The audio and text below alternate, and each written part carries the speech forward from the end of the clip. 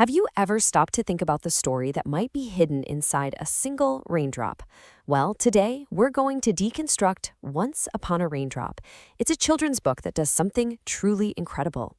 It blends hard science with the magic of poetry and art to tell one of the oldest stories on our planet. So let's jump in right where the book does, with a question that seems pretty simple on the surface. Where does a raindrop actually come from? As we're about to see, the answer takes us on this wild journey, from the far reaches of space all the way down to the puddles on your street. All right, so here's the plan. We're going to follow a raindrop's epic story, break down how the art and science work together so well, get to know the author a little bit, and I'll even point you to some other great stories told in this same amazing style. First up, a story in a raindrop. This is where the real genius of the book shines. It takes a fundamental scientific process and turns it into a story that's so captivating, you just get completely swept away by it. And this quote right here, it just nails it.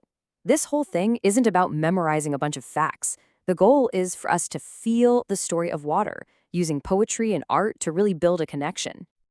Okay, look at this. This slide shows you exactly what I'm talking about. On one side, you've got the dry scientific fact. On the other, a poetic image. One is just information. The other is a whole experience. That's the power of what this book is doing. And get this, the story doesn't just stop in our atmosphere. No way. It throws us back billions of years, suggesting that our planet's water is actually an interstellar traveler that hitched a ride on icy meteorites. Suddenly, a simple raindrop feels like a piece of cosmic history. How cool is that? So this whole poetic approach is the absolute perfect way to explain the book's main scientific idea, the endless, never-ending journey of water, which of course we all know as the water cycle. So here's the textbook definition. A continuous, cyclical process. Sounds a little dull, doesn't it? The real challenge is, how do you take a repetitive loop and turn it into this grand adventure? Well, that's exactly what this book does. The book breaks the whole journey down into these 4 key stages, but it's not just a boring list. It frames them as chapters in a raindrop's life. We literally follow it as it rises up, becomes a cloud, falls back down to Earth, and then joins up with all its buddies, ready to start the whole adventure all over again. All right, so what's the secret sauce here? What's the creative engine that's making this whole thing work so beautifully? Well, it's the art of science. This incredible fusion of an author's words and an illustrator's vision. Let's start with the words.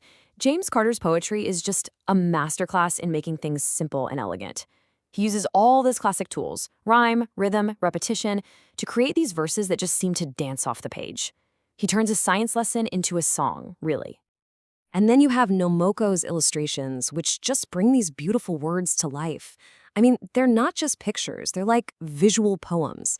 Her style is so elegant and playful, and she uses all these calming blues that create a world that feels fluid and alive, perfectly matching the rhythm of the text. So who is the creative mind behind this whole unique approach? Let's pull back the curtain for a second and meet James Carter, the poet who managed to find an epic story inside a single raindrop. You gotta check out this timeline. It's pretty fascinating.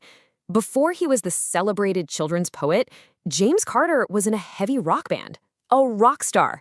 You have to think that experience, blending loud music with lyrics, really sharpened his ability to find harmony in really unexpected places, like, between poetry and science.